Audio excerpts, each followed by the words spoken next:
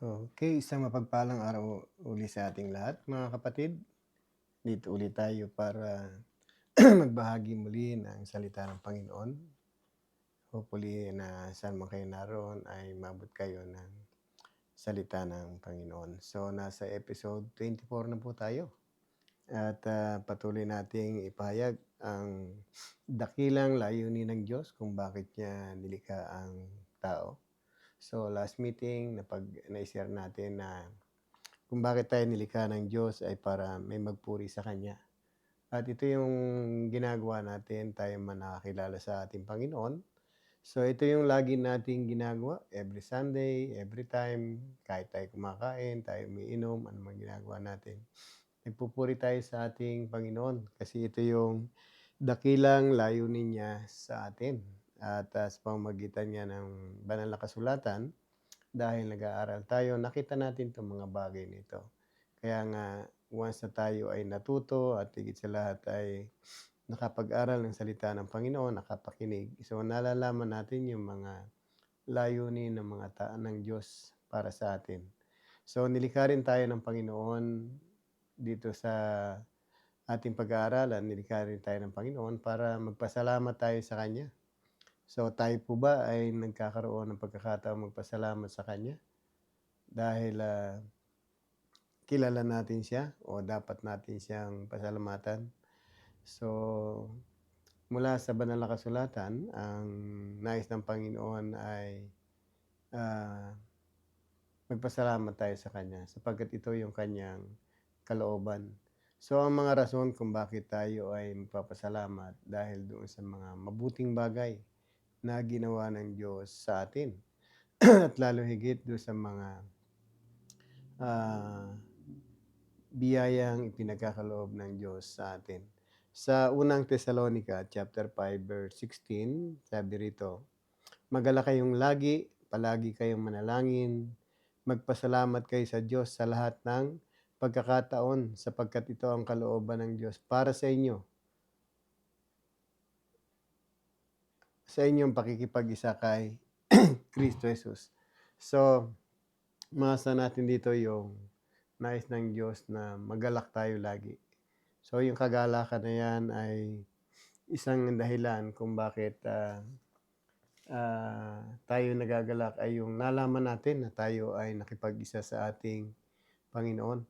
So, yung pakikipag-isa sa Panginoon ay mahalaga dahil dito tayo mabibigay ng talagang mararanasan natin ang kagalakan, especially pagdating ng Judgment Day. Kaya nga sa atin, ang pinaghahanda natin ay hindi itong buhay na ito, kundi yung buhay na darating pa after ng buhay na ito. Alam naman natin kung tayong lahat ay nakakilala sa Panginoon. Alam natin merong inihanda ang Diyos sa ating panibagong buhay once na tayo nagtagumpay sa sanlibutan ito. At mangyayari lamang yon ang katagumpayan kung makikipag-isa tayo sa ating Panginoong Hesukristo. Ang sabi, magalak kayong lagi.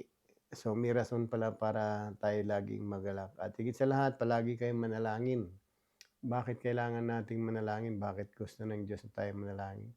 Gusto ng Diyos na nakikipag-usap tayo sa Kanya. Nais niya na meron tayong relationship sa ating Panginoon. At ang alam natin, kapag tayo nalanalangin talaga, ay nakikipag-usap tayo sa Diyos at totoo po yun. At minsan, ang Diyos ay tumutugon sa atin sa pamamagitan ng Kanyang banal na kasulatan. Ano man ang hinihiling natin sa Panginoon, sabi niya, siya ay nakikinig lalo higit sa mga taong matuwid. Kaya nga kung meron tayong hinihiling, ito'y dahil sa pamamaraan ng panalangin. At higit sa lahat ay magpasalamat tayo sa Diyos sa lahat ng pagkakataon. So ano ba yung mga bagay at ano yung pagkakataon na yon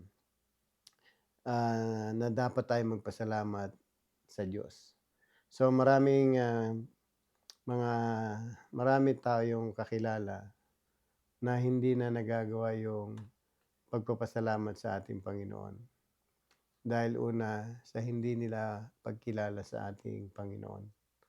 Yung paglayo nila ang nagiging dahilan kung bakit sila hindi na nakakapagpasalamat sa Diyos. Kaya nga sa atin, simula nung tayo nakakilala sa Panginoon, namulat tayong laging magpasalamat sa Panginoon. Gano'n din ang sinasabi sa 1 Chronicle chapter 16 verse 34. Ang sabi, "Magpasalamat kayo sa Panginoon dahil Siya'y mabuti. Ang kanyang pag-ibig ay walang hanggan." So, imagine natin ang napakagandang rason kung bakit tayo magpapasalamat sa Diyos.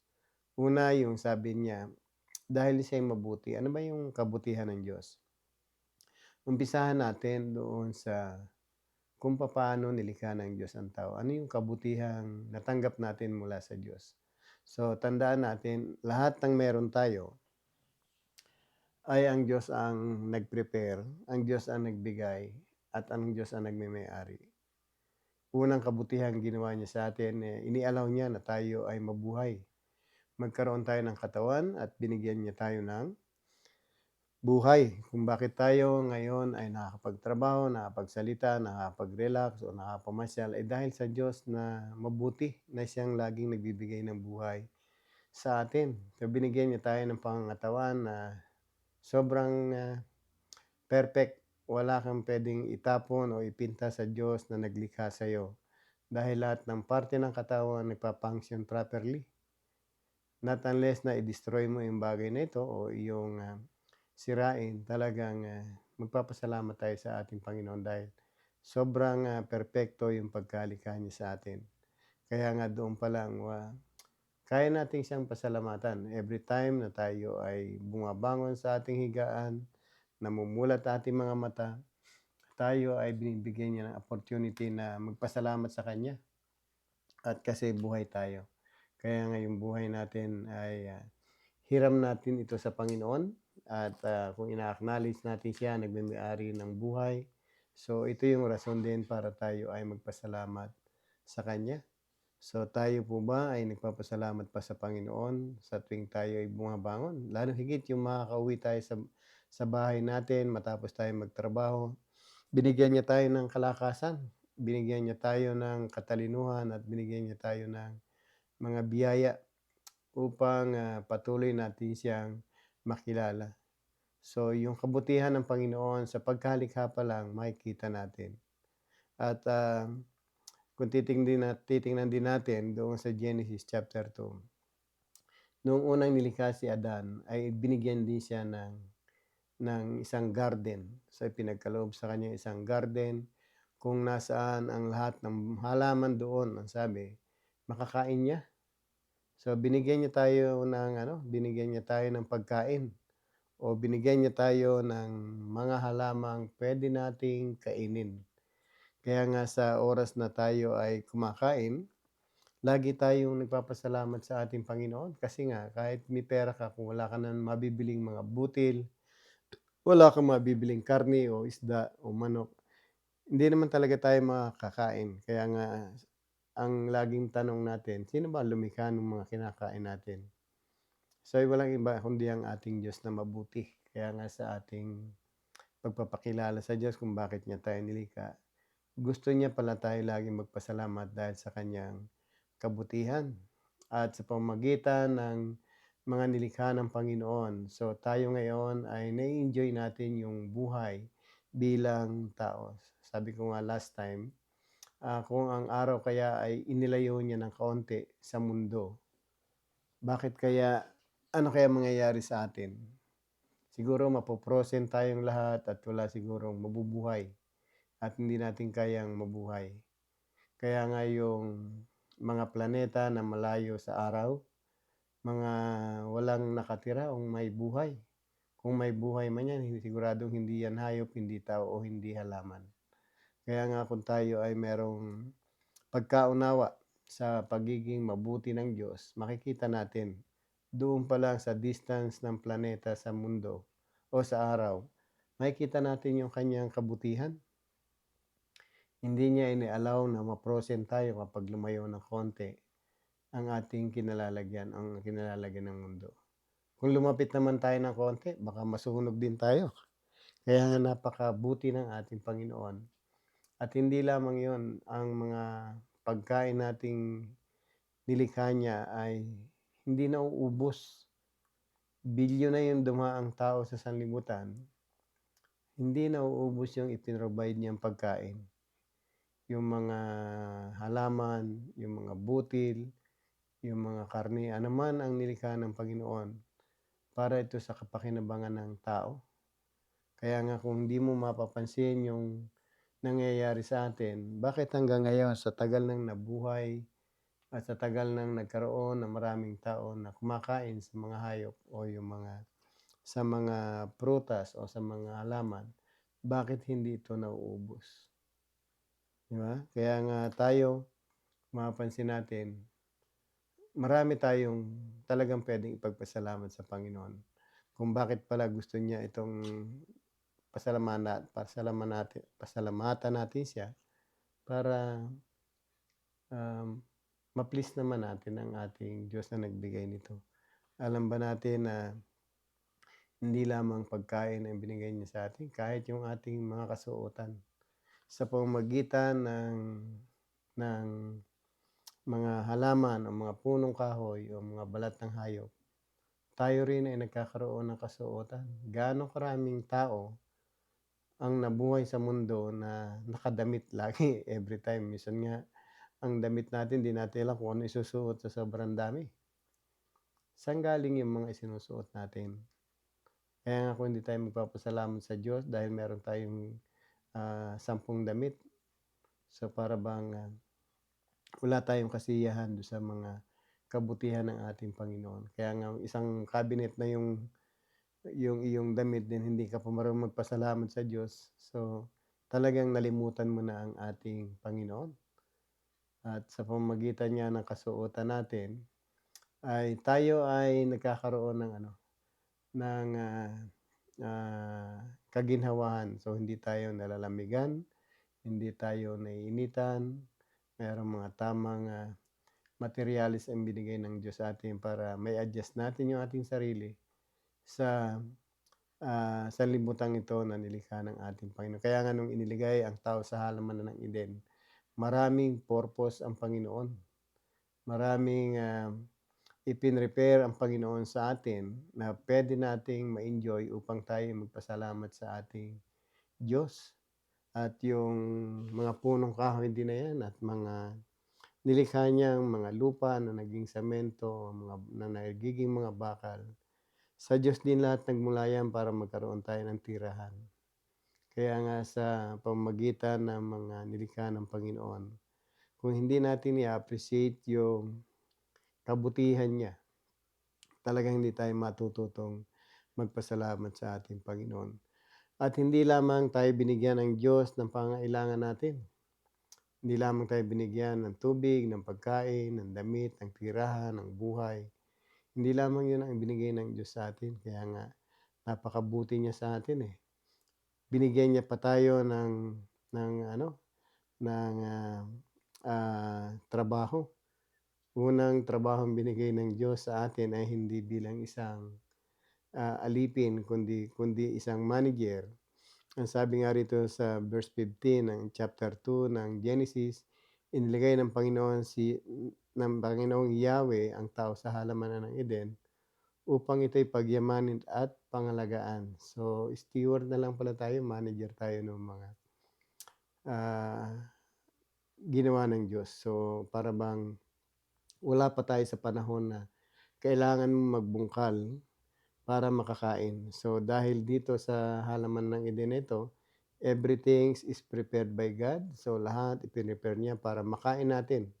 So, ang gagawin lang natin, iingatan ito o pagyayamanin o pararamihin at pangangalagaan o iingatan. Kaya nga sa atin, ang unang taon na nilikha ng Diyos ay napakaswerte. Hindi mo na kailangang magtrabaho, hindi mo na kailangang magdamit nung time na yon. At una ngang natala sa kwento na ito yung mga taong ang mag-asawang ito ay nilikha ng Diyos na hubad o yung unang, kalalagayan nila sa harap ng Diyos 'pag sinabing, ah, iniligay sila sa halamanan ng Eden, sabihin ito yung best, place para sa mga tao, para sila ay mabuhay, para sila ay, ah, makakain ng anumang halaman na ipinrepare ng Diyos sa atin. Talagang Hindi mo na kailangan hindi mo na kailangang magtanim. Siguro kung hindi nagkasala si Eva at si Adan, tayo ay walang kamatayan, number one. Kasi ang prepare ng Panginoon sa atin is eternal din, tulad niya na eternal. Kaya nga kung tayo nilikha ayon sa kanyang wangis, ang intensyon ng Diyos ay magkaroon din tayo ng eternal life.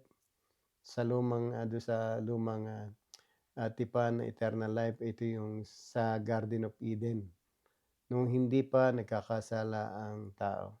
Kung titingnan din natin dito, binigyan din tayo ng Panginoon hindi lamang ng trabaho para ingatan at pagyamanin ang kanyang mga nilikha para pakinabangan natin. Binigyan din niya tayo ng free will o yung kalayaang pumili. Dahil sa gitna ng halamanan ng Eden, binigyan si Adan ng isang punong kahoy na hindi pwedeng kainin. So imagine natin, out of so many fruits and vegetable na pwedeng kainin ng Panginoon, para bang ang ratio ay 99:1. 99 na puno o halaman ang pwede mong kainin maliban lang sa isa. So kung titingnan natin, ano yung kabutihan ng Diyos doon? So napakabuti ng Panginoon, hindi niya ginawang 50-50 ang chances para 'wag magkasala ang Panginoon. Pero dahil nga sa kahinaan ng tao, dahil nga merong manunukso, ah, napahamak itong unang nilikha ng Diyos sa atin. Kaya nga doon pa lang sa 99 against 1, puwede na tayong magpasalamat sana kung talagang hindi nahulog ang tao sa pagkakasala. Pero kung titingnan natin, yun yung kabutihan ng Panginoon para sa atin sa panahon ngayon. Binibigyan tayo ng Diyos ng 99% na 'wag mapahamak dahil sa Kanyang salita, dahil sa Kanyang Espiritu, at isa lamang yung chance natin para tayo ay mapahamak, yung magkasala tayo. So ang daming puwedeng nating gawin, pero so many things need to do, yung inuutos ng Panginoon para gawin natin para hindi tayo magkasala. Ang 'wag lang yung susuway sa kanyang mga utos, dahil yun ang kasalanan. So nangyari pa. Kaya nga doon sa mga ginagawa natin araw-araw, we have free will nung hindi pa tayo nagde-decide. Nung tayo ay maliit pa katulad ni Eva at ni Adan, nung sila ay wala pang muwang, bagong nilalang sila, binigyan din sila ng kapamahalaan at higit sa lahat binigyan sila ng kalayaan. So yung kalayaan na yon ay regalo ng Panginoon sa atin.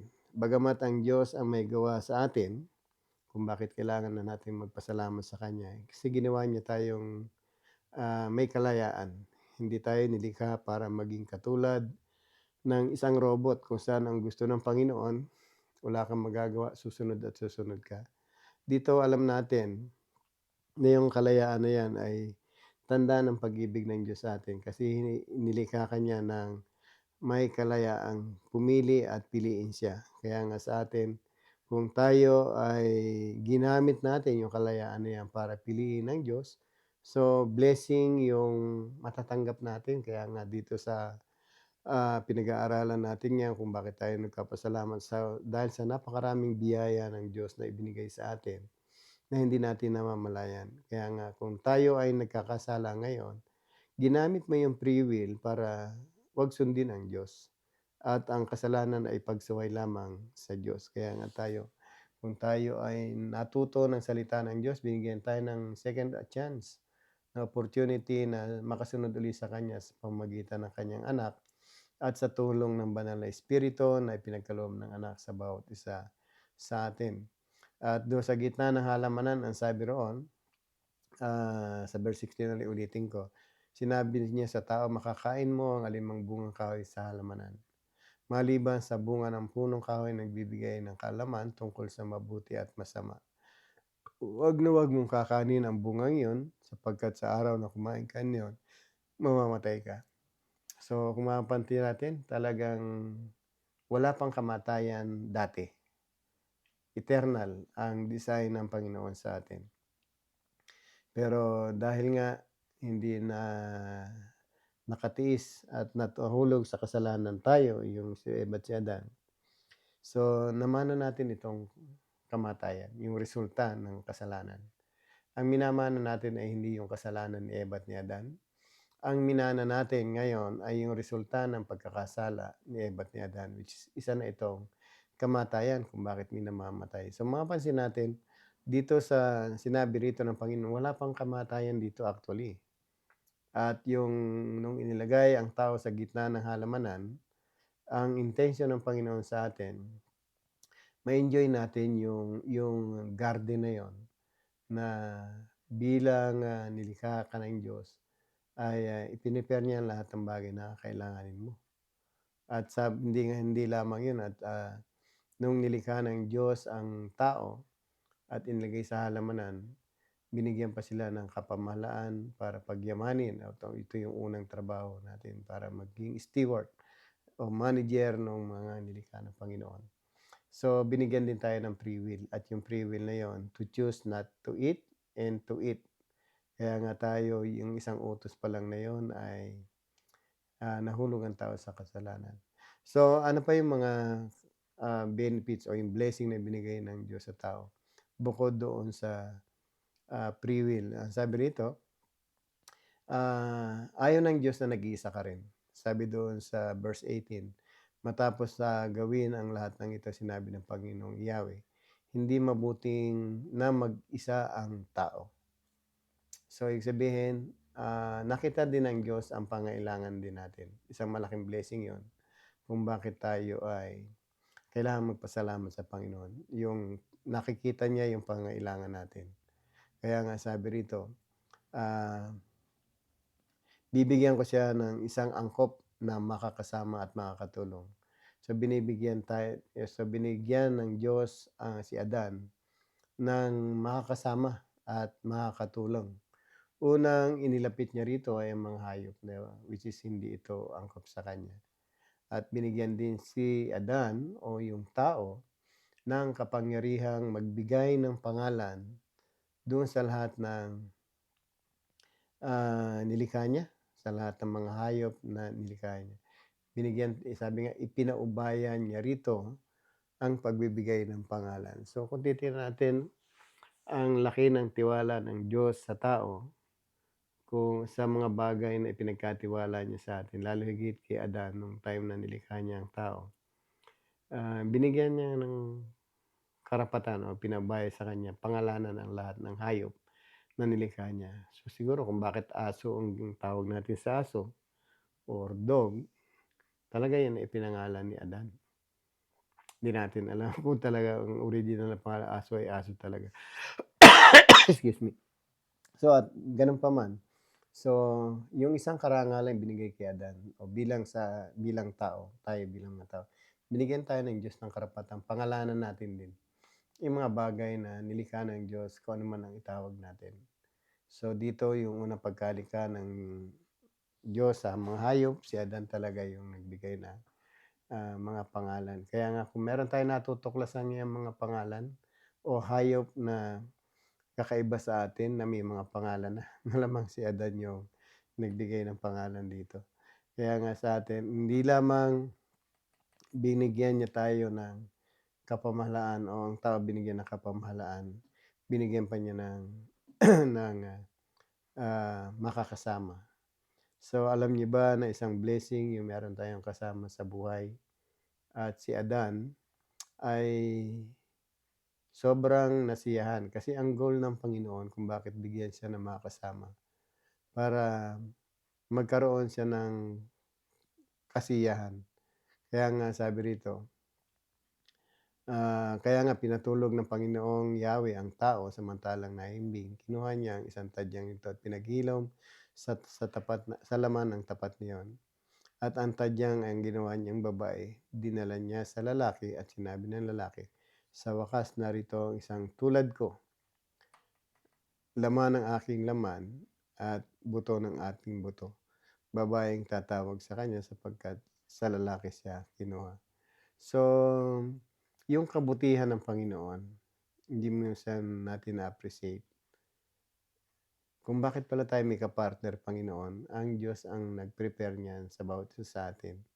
Kaya nga bago siya lumikha ng mga hayop, sabi niya, hindi mabuting nag-iisa ang tao. So nakita ng Diyos yung pangailangan natin mga tao. So ganun siya kabuti. At yung binibigay sa ating, makakasama natin at makakatulong ay siya pala yung pinrepare ng Diyos sa atin. Kaya kung meron tayong ka-partner ngayon, magpasalamat tayo sa kanya. At binigay niya tayo ng makakasama at makakatulong. So, ibig sabihin companionship and helper. So, ibig sabihin hindi mo alipin yung babae kundi katulong mo siya sa anumang bagay na gagawin natin o meron siyang companion o meron siyang kasama. Kaya nga sa atin kung tayo nilikha ng Diyos na na walang kasama o nilikha tayo na walang kasama, talagang malulungkot din naman tayo. Kaya nga yung kasiyahan, sabi nga ng Panginoon, hindi mabuti ang Diyos ay bibigyan ko siya ng isang, kasama na angkop sa kanya. Kaya nga ang partner natin ay isang blessing ng Diyos sa atin, lalo higit 'pag tayo ay nagkaroon ng anak. So, maraming pagkakataon na hindi natin 'to alam kung bakit pala babae ang tawag sa babae, kasi nagmula siya sa lalaki. So, ito yung, superiority and authority ng lalaki over sa babae. Kaya nga sa atin, ang kapartner natin ay isang biyaya ng Diyos sa atin. So, napakaraming paraan natin ipagpapasalamat. So, hindi lamang yung pagkakaroon natin ng kapartner. So, tandaan natin tayong lahat ay nagkasala at susunod na lesson natin pag-usapan natin paano ba nahulog sa kasalanan ang tao. So, pag-aralan natin susunod. Pero ngayon sa ang ano natin, napakaraming puwede nating ipagpasalamat sa ating Panginoon. Sa mga bagay na nilikha niya, sa mga bagay na, pinagkaloob niya sa atin, yung mga karapatan at karangalan, lalo higit yung mga pagpapalang pinagkakaloob niya sa atin araw-araw. Kaya nga kung tayo sa panahon ngayon ay, nagkasala, so muling binigyan ng Panginoon ka ng chance para, magkaroon ka muli ng pagkakataong magkaroon ng buhay na walang hanggan. Ito nga yung isang dapat pasalamat natin lagi. Kaya nga sabi kanina sa First Thessalonian, dahil sa pakikipag-isa natin kay Jesucristo, ang chance natin para magkaroon tayo ng buhay na walang hanggan ay walang iba kundi ang ating Panginoon. Hindi po religion. Ang religion po ay nagtuturo para makilala natin si Jesus. Ang Biblia po ay nagtuturo sa atin para makilala natin si Jesus. Kaya nga kung ang isang relihiyon ay gumagamit ng Biblia, ang intention niya dapat ay may pakilala si Jesus upang tayo ay magkaroon ng kagalakan lagi at makapanalangin lagi sama at higit sa lahat magpasalamat tayo sama. Alam niyo ba ang purpose ng Biblia? Kung babasahin natin sa John 20:31, ay para lang makilala natin kung sino yung Mesiyas at magkaroon tayo ng buhay mula sa Kanya. So, ang pinag-uusapan nating buhay dito ay buhay na walang hanggan. Kaya nga, kung ang original design ng Diyos sa atin ay walang kamatayan katulad na sa Garden of Eden, muling ipagkakaloob sa atin ng Panginoon ang panibagong, buhay na walang hanggan sa pamamagitan ng ating Panginoon. Kaya nga napakabuti niya sa atin. Sabi nga do'n sa Chronicle, ang kanyang pag-ibig ay walang hanggan. So, lagi niyang pinadadama yung pag-ibig niya sa atin. Mahal tayo ng Diyos actually. Lahat ng nilalang niya, mahal tayo ng ating Panginoon. Ang question lang natin ay, paano ba natin susuklian yung kanyang pagmamahal sa atin? Paano ba natin mapararangalan ang Diyos dahil sa pagmamahal niya sa atin? At higit sa lahat, paano natin siya pasasalamatan dahil sa pagmamahal niya sa atin? Not unless kung hindi natin makikita yung kanyang mga ginawa, yung mga mabuting gawa niya, hindi natin siya talaga kayang pasalamatan. Kaya nga tayo nilikha ng Diyos para magpasalamat sa Kanya. Lahat tayong nilalang, nilikha niya na pantay-pantay. Minahal niya tayong lahat. Gumawa siya ng mabuti sa ating lahat. Kaya lang ang nakakalungkot, hindi siya kinilala ng marami. At dahil hindi sa pagkilala na yon, hindi nila kayang magpasalamat sa ating Panginoon. Kaya mga kapatid, sana ma-realize natin sa anuman ang ginagawa natin, saan man tayo pumunta, ma-realize natin yung Diyos na lumikha ng lahat na nakikita natin. Nilikha niya yan para sa ikasisiyan natin, sa kapakinabangan natin, para sa ikabubuti natin. Kaya kung hindi natin makikilala yung mga nilikha niya, ang Diyos dahil sa kanyang mga nilikha. Sabi doon sa Romans chapter 1 verse 18, puot, matinding puot ang lalapat sa mga taong hindi kumikilala sa katotohanan. Ang totoo po ay mahal tayo ng Diyos, siya ay mabuti sa atin, at ang nais niya magpasalamat tayo sa Kanya. At sabi ko nga, makakapagpasalamat lamang tayo sa Kanya kung nakikilala natin siya at ma-appreciate natin siya. So mga kapatid, sa maiksing video na ito, hopefully na matutunan natin magpasalamat sa Panginoon. Kung hindi pa tayo nagkakaroon ng kaligtasan, ay hanapin natin ang Panginoon. Maraming nagtuturo ng kaligtasan. Nakasulat yan sa banal na kasulatan. Kaya kung meron kayong tanong para maligtas tayo, so tuturo ko kayo sa banal na kasulatan at anumang mabasa natin ay sundin natin. Alam niyo ba kung bakit meron Biblia? Para magkaroon tayo ng instruction, magkaroon tayo ng totoong resources para makita natin kung paano tayo maliligtas. So mga kapatid, ang Diyos natin ay mabuti. Ang pag-ibig niya sa atin ay walang hanggan, kaya atin siyang pasalamatan. Muli, sumayin niyo ang pagpapala ng Panginoon hanggang sa muli natin pagkita-kita. Patuloy kayong magpuri, magpasalamat sa Panginoon. At dalangin ko na patnubayan tayong lahat. Sama-sama tayong magpuri sa Panginoon at magpasalamat. God bless sa inyong lahat.